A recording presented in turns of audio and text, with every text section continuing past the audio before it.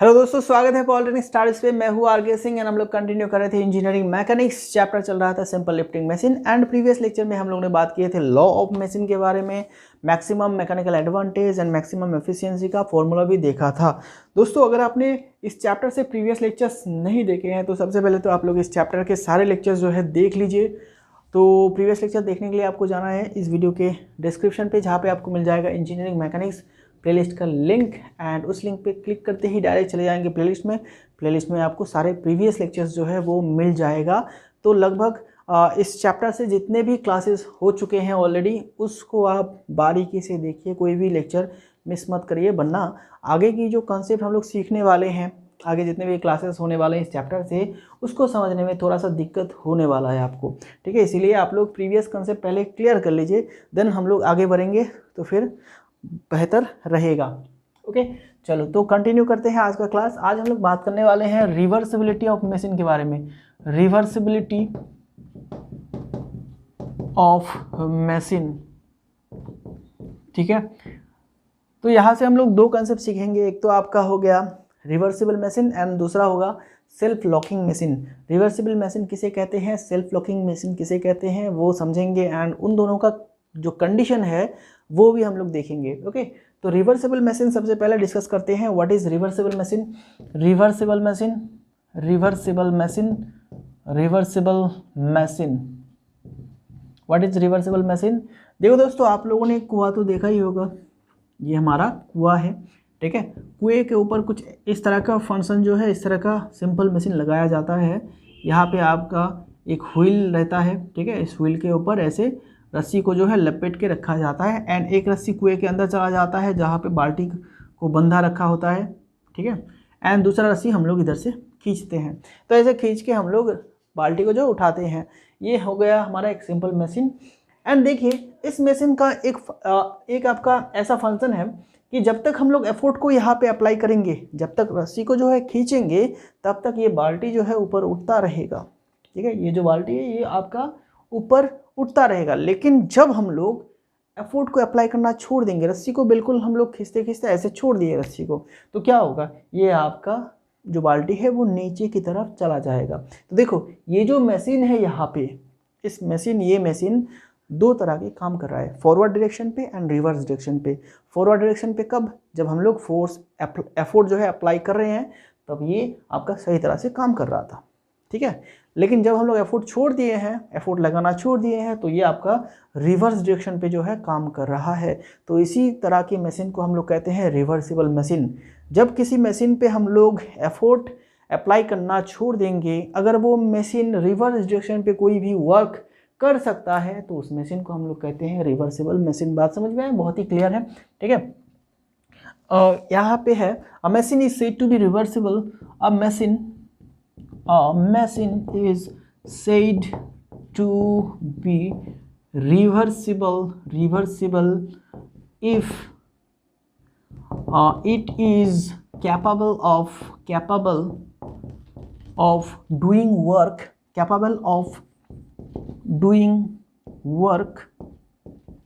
in reverse direction is called अच्छा, इसको और भी ज़्यादा लिख सकते हैं, reverse direction on the removal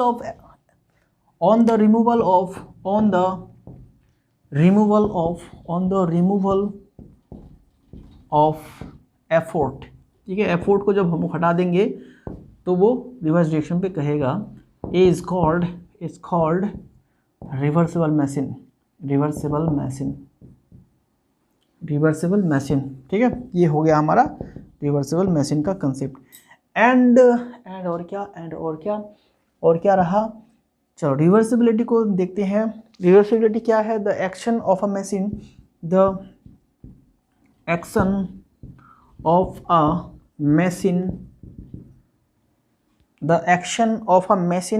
in reverse direction, in reverse direction is called reversibility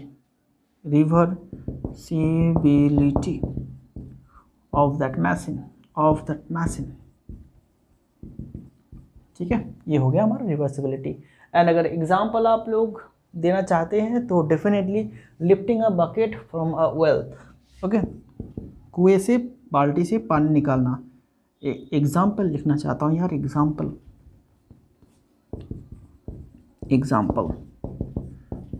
lifting a bucket from well. ठीक है, ये हो गया हमारा एग्जाम्पल। चलो, तो आप लोग फटाफट से इस चीज़ को लिख लिए। अब हम लोग चले जाएंगे कंडीशंस फॉर रिवर्सिबिलिटी। ठीक है, कंडीशंस फॉर रिवर्सिबिलिटी क्या है? कंडीशंस रिवर्सिबिलिटी का कंडीशन क्या है उसको समझते हैं। एंड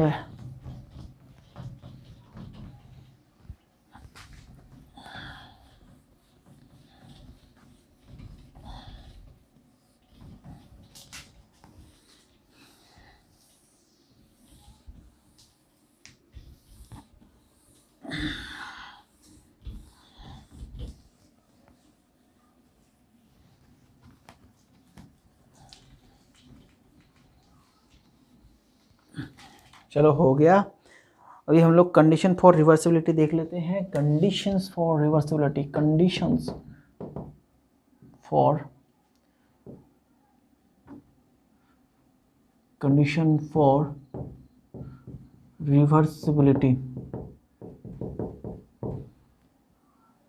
ठीक है, ओके। तो इस कॉन्सेप्ट को समझते हैं पहले।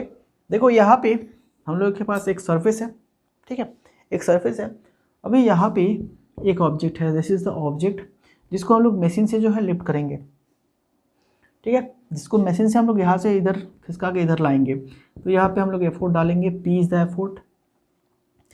तो अगर एफोर्ट डालते हैं, तो एफोर्ट अगर हम लोग डालते हैं, अच्छा इसको हम लोग इसको कुछ इस तरह से रखते हैं, रिवर्सिबल मशीन की तरह बनाते हैं इसको। ठीक है, रिवर्सिबल मशीन की तरह जो है इसको बनाते हैं। तो हम लोग यहाँ पे इंक्लाइन सरफेस लेंगे, कुछ इस तरह का इंक्लाइन सरफेस लेंगे। This is our surface. यहाँ पे एक ऑब्जेक्ट को रखा गया है। ठीक है, ओके। इंक्लाइन सरफेस भी क्या है? आपका एक तरह का मशीन है। मैंने एग्जांपल दिया था, इंक्लाइन सरफेस भी एक आपका सिंपल मशीन की एग्जांपल है। ठीक है, तो ये इंक्लाइन सरफेस हो गया। अब यहाँ पे हम लोग ऐसे लोड देंगे तो ये ऑब्जेक्ट जो है वो इस तरह जाएगा, इधर जाएगा। ठीक है, इस तरह जाएगा। मान लेते हैं यहाँ से यहाँ गया है d डिस्टेंस। ओके, तो work done by the effort is equal to क्या होगा? p इंटू डी होगा। Okay, work done by the effort is equal to p into D. तो यहाँ पे इनपुट क्या होगा? इनपुट p इंटू डी होगा। ठीक है, इनपुट जो है यहाँ पे p इंटू डी होगा। एंड देखो कि ऑब्जेक्ट हमारा किस तरफ मूव कर रहा है? ऑब्जेक्ट हमारा ऊपर की तरफ मूव कर रहा है, तो फ्रिक्शन जो है इधर काम करेगा, फ्रिक्शन इधर काम करेगा। ठीक है, फ्रिक्शन जो है हमारा इधर काम करेगा। एंड जब हम लोग इस एफोर्ट को हम लोग क्या करेंगे? हटा देंगे। इस एफोर्ट को जो है हम लोग जब हटा देंगे तो ये जो ब्लॉक है, ठीक है, ये ब्लॉक आपका नीचे की तरफ आने लगेगा, बिकॉज ये आपका इंक्लाइन सर्फेस है। ओके, तो इसका लोड मान लेते हैं W। एंड P जब हम लोग हटाएंगे तो यहाँ पे ये आपका D डिस्टेंस मूव करा है। ठीक है, कंडीशन समझ रहे हैं? दो कंडीशन मैंने यहाँ पे लिए हैं। एक तो पहली बात, हम लोगों ने इंक्लाइन सर्फेस लिए हैं जिसमें एक ऑब्जेक्ट रखे हैं जिसका वजन है W। ठीक है, एंड वहाँ पे हम लोगों ने P फोर्स अप्लाई किए हैं, P जो फोर्स से अप्लाई किए हैं। एंड उससे स्मॉल d डिस्टेंस जो है मूव हुआ है। ओके, स्मॉल d डिस्टेंस जो है मूव हुआ है। तो यहाँ पे इनपुट हम लोगों ने क्या दिए हैं? P into D, work done by the effort. Okay, लेकिन जब हम लोग P को हटा देंगे तो ये मशीन आपका रिवर्स डायरेक्शन पे जो है वर्क करेगा। रिवर्स डायरेक्शन पे जो है वर्क करेगा, वो नीचे की तरफ आएगा। एंड जब नीचे की तरफ आएगा तो वहाँ पे भी वर्क होगा एंड फ्रिक्शन जो है अपोजिट दिशा में काम करेगा। ठीक है, क्योंकि बॉडी आपका नीचे की तरफ आ रहा है, फ्रिक्शन ऊपर की तरफ जाएगा। जब बॉडी ऊपर की तरफ जाएगा तो फ्रिक्शन नीचे की तरफ काम करेगा। ठीक है, तो यहाँ पे आउटपुट क्या डालेंगे? आउटपुट क्या होगा यहाँ पे इस मशीन का? Work done by the load, ये होगा आउटपुट। ठीक है, अगर हम लोग बात करें फ्रिक्शन लॉस के बारे में, तो फ्रिक्शन लॉस क्या होगा दोस्तों? फ्रिक्शन लॉस क्या होगा यहाँ पे बोलो? कि हम लोगों ने कितना इनपुट दिए हैं, कितना आउटपुट हमें मिला है। ठीक है। तो यहाँ पे फ्रिक्शन लॉस जो होगा, फ्रिक्शन लॉस क्या होगा, फ्रिक्शन लॉस हम लोग निकाले थे, friction loss input minus output, ठीक है, कितना हम लोगों ने अप्लाई किए हैं, कितना मिल रहा है, वही तो लॉस है, ठीक है। तो यहाँ पे P into D minus W into D, this is our friction loss. Okay, friction loss समझ में आ गया। फ्रिक्शन लॉस क्या है, फ्रिक्शन लॉस हमारा ये है। ओके, तो देखो अब रिवर्सिबिलिटी का कंडीशन क्या है कि जो फ्रिक्शन लॉस हो रहा है, ठीक है, फ्रिक्शन लॉस वो अगर work done by the load से ज़्यादा होगा तो ऑब्जेक्ट हमारा मूव नहीं करेगा, ऑब्जेक्ट रिवर्स डायरेक्शन पे नहीं आएगा। लेकिन work done by the load अगर इस फ्रिक्शन लॉस से ज़्यादा हो जाएगा तो फिर ऑब्जेक्ट जो है वो नीचे की तरफ आएगा, मतलब मशीन हमारा रिवर्स डायरेक्शन पे काम करेगा। इसी बात को मैं यहाँ पे समझाता हूँ आप लोगों को, इस डायग्राम को हटा देता हूँ। ये डायग्राम सिर्फ मैंने यहाँ तक समझाने के लिए ड्रॉ किया था। अब हम लोग देखेंगे दूसरा चीज़, ठीक है। यहाँ पे देखो, यहाँ पे अब हम लोग सिर्फ रिवर्सिबल कंडीशन की बात कर रहे हैं। तो ये W है एंड यहाँ से यहाँ तक ये मूव करेगा, दैट इज़ D डिस्टेंस, ठीक है, D distance. Okay, and friction जो है वो आपका इस दिशा में काम करेगा, फ्रिक्शन F जो है ये फ्रिक्शन इस दिशा में काम कर रहा है। ओके, तो देखो अब ये है हमारा फ्रिक्शन एंड इधर क्या है आपका work done by the load. अब इन दोनों में से कौन ज़्यादा होने से ऑब्जेक्ट रिवर्सिबल होगा, बोलो, ये वाला या फिर ये वाला। इधर क्या हो रहा है, इधर हमारा वर्क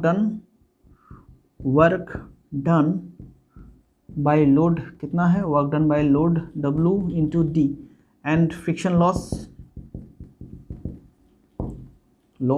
क्या है F, ठीक है। तो इन दोनों में से कौन ज़्यादा होने से मशीन जो है वो रिवर्सिबल हो जाएगा, बोलो। अगर ये ज़्यादा होता है तो मशीन जो है वो यहीं पे, ये जो ऑब्जेक्ट है वो यहीं पे रहेगा, इधर नहीं आएगा क्योंकि ये ज़्यादा है, ये इसको खींच के रखेगा, फ्रिक्शन। ओके, एंड यहाँ पे अगर हमारा वर्क डन बाय लोड ये ज़्यादा होता है, ये वाला पार्ट ज़्यादा होता है, तो ये फ्रिक्शन को ओवरकम करके इधर चला आएगा, ठीक है, इधर चला आएगा। तो फॉर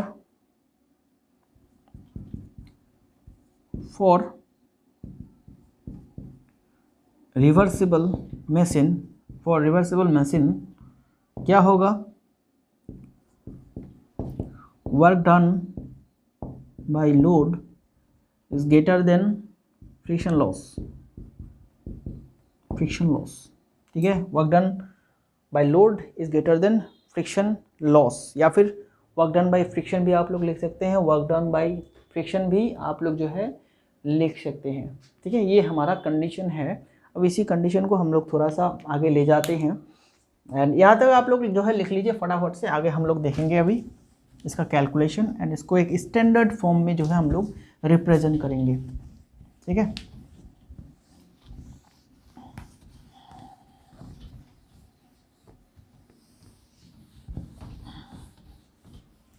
चलो, तो फॉर रिवर्सिबिलिटी हम लोगों ने क्या देखा, work done by load greater than friction loss, ठीक है। तो work done by the load क्या है, W into D and friction loss क्या है दोस्तों, P into D minus W into D, ठीक है, ये हो गया। तो इस WD को हम लोग इधर जो है ला सकते हैं, ठीक है। तो क्या हो जाएगा हमारा 2W इंटू डी हो जाएगा greater than P into D हो जाएगा, ठीक है। ओके, इतना तो हम लोग कर सकते हैं, इतना तो जो है हम लोग कर सकते हैं। एंड क्या है कि ये P को एंड ये D को इधर ले आते हैं, तो W इंटू डी एंड इधर होगा P into D is equal to नहीं, ये वाला रहेगा एंड 1/2 हो जाएगा इधर।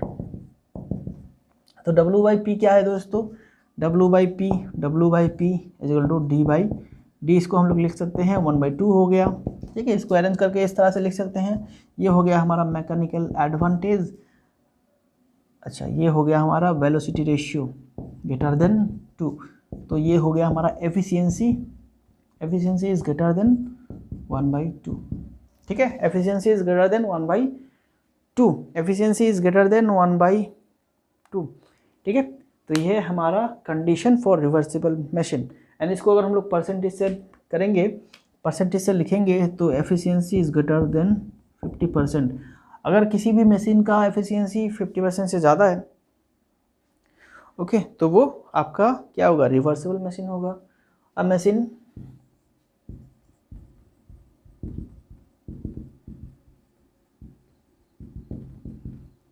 if its efficiency is greater than 50% और 1/2, ठीक है। तो ये आप लोग जो है लिख लीजिए, this is a condition for reversibility of machine. तो आप लोगों को ये बात झट से याद होना चाहिए कि मशीन का रिवर्सिबिलिटी का कंडीशन क्या है, कि उसका एफिशिएंसी हाफ से ज़्यादा होगा या फिर 50% से ज़्यादा होगा, तभी मशीन जो है रिवर्सिबल हो सकता है। ओके, चलो तो अभी हम लोग देखेंगे सेल्फ लॉकिंग मशीन के बारे में। सेल्फ लॉकिंग मशीन किसे कहते हैं? सेल्फ लॉकिंग मशीन, ये तो रिवर्सिबल मशीन था, अब सेल्फ लॉकिंग मशीन। तो सेल्फ लॉकिंग मशीन क्या है दोस्तों, कि जब भी हम लोग उस मशीन पे एफर्ट डालेंगे तो वो तो वर्क करेगा, ओके, लेकिन एफर्ट डालना बंद कर देंगे तो वो रिवर्स डायरेक्शन पे काम नहीं करेगा, वो वहाँ पे खुद को जो है लॉक कर देगा, ठीक है। वो जो है वहाँ पे खुद को लॉक कर देगा, रिवर्स डायरेक्शन पे वो काम नहीं करेगा, कभी नहीं करेगा काम, क्योंकि वो खुद को लॉक कर देगा। Okay, this is called self locking machine. Okay, ठीक है, सेल्फ लॉकिंग मशीन। जैसे कि आपका स्क्रू जैक होता है, स्क्रू जैक जिसके सहारे गाड़ी को, किसी भी कार को उठाया जाता है, लिफ्ट कराया जाता है एंड टायर्स को चेंज किया जाता है। ओके, तो वो होता है आपका स्क्रू जैक। तो उसको हम लोग कह सकते हैं self locking machine. Self locking machine, self locking machine क्या है उसको समझते हैं।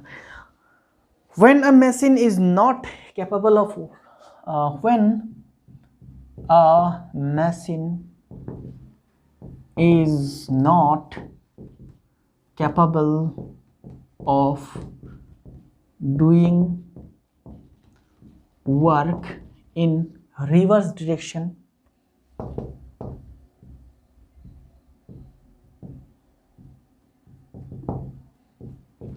on the removal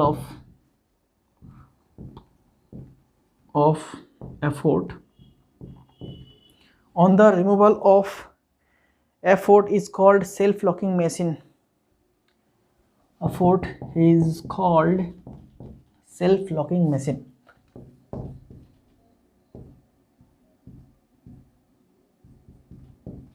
Locking or non-reversible,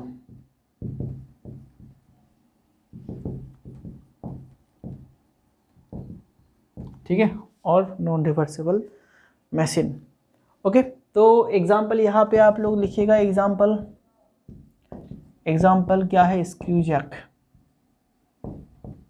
ठीक है, स्क्रू जैक क्या होता है? स्क्रू जैक में ऐसे हमें एक ऐसे अच्छा को मैं दिखा देता हूँ। Screw jack, suppose this is our screw jack, ठीक है। यहाँ पे एक टाइट करने के लिए सिस्टम रहता है एंड ये जो है आपका ऐसे ऊपर उठता है, ठीक है। ओके, तो यहाँ पे आप लोग जितना टाइट करेंगे ऐसे ऐसे ये जो है ऊपर उठता रहेगा। ओके, एंड अगर आप लोग टाइट करना इसको छोड़ देंगे, मतलब एफर्ट अप्लाई करना छोड़ देंगे, फिर भी वो उसी जगह पे उठा रहेगा, वो नीचे की तरफ नहीं आएगा। ओके, एंड इससे आप बहुत ही हैवी लोड को जो उठा के रख सकते हैं। ओके, ये आपका रिवर्स डायरेक्शन पे कभी काम नहीं करेगा, ये पीछे की तरफ नहीं गिरेगा कभी। Okay, this is our screw jack. And screw jack generally देखिएगा हर एक कार में एक स्क्रू जैक तो होता ही रहता है। ओके, कार में देखिएगा एक छोटा सा ये मशीन रहता है, पूरा एकदम लोहे का बना होता है, एकदम हार्ड लोहे से, क्योंकि उतना लोड उठाएगा तो उसको तो हार्ड होना ही पड़ेगा। एक छोटा सा ऐसा पार्ट होता है, ठीक है, उसको ऐसे घुमा के जो है उसको उठाया जाता है कार को। ओके, ये होगा हमारा सिंपल सेल्फ लॉकिंग मशीन। अब देखो यहाँ पे कंडीशन क्या है कि सेल्फ लॉकिंग मशीन में क्या होगा कि आपका जो फ्रिक्शन लॉस है, वो फ्रिक्शन लॉस जो है वो आपका work done by the load से ज़्यादा होगा, ठीक है, work done by the load से ज़्यादा होगा। तो कंडीशन फॉर अगर हम लोग देखेंगे तो in case of self locking machine friction loss is greater than work done by load, ठीक है, friction loss is greater than work done by load.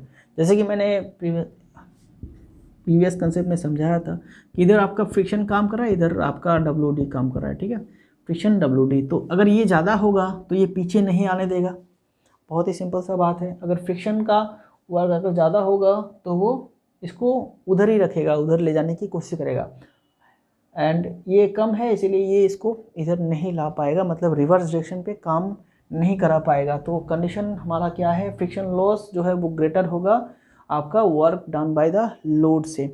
Okay, तो फ्रिक्शन लॉस का फॉर्मूला क्या था, P into D minus W into D is greater than work done by the load क्या है, W into D. Okay, P into D W into D. Okay, अब क्या आ रहा है, देखो, अब P इंटू डी को रहने देते हैं इधर, P इंटू डी को रहने देते हैं, दोनों को इधर ले जाते हैं, इक्वल नहीं होगा, ये ग्रेटर देन होगा W इंटू डी, ठीक है। ओके, चलो ये हो गया हमारा। अब देखो इस 2 को इधर लाएंगे तो 1/2 ग्रेटर देन एंड सॉरी ये P इधर ले जाएंगे, W/P आएगा इंटू D/D आएगा। ओके, चलो इसको और इधर ले आते हैं, तो ये होगा 1/2 ग्रेटर देन W/P एंड इसको लिख सकते हैं D/D। तो क्या आया 1/2 and MA/VR and that's mean आपका क्या आएगा, और efficiency. Okay, MA/VR is equal to efficiency. तो अगर किसी मशीन का एफिशिएंसी 50% से कम होगा उसका मतलब वो नॉन रिवर्सिबल या फिर सेल्फ लॉकिंग मशीन होगा, ठीक है। Okay, for self locking machine efficiency is less than half और 50%, ठीक है। ओके, बात समझ में आया। चलो, तो इतना हम लोग आज डिस्कस कर रहे थे। आज हम लोगों ने reversible and self locking machine दोनों को समझा है, दोनों का कंसेप्ट समझा है कि कौन से कंडीशन पे मशीन सेल्फ लॉक हो जाता है एंड कौन से कंडीशन पे रिवर्सिबल होता है। तो उसको मैं समराइज कर देता हूँ, अभी फ़िलहाल आप लोगों के लिए समराइज कर देता हूँ। तो देखो, इफ़ एफिशिएंसी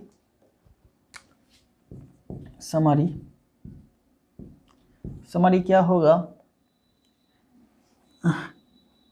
एफिशिएंसी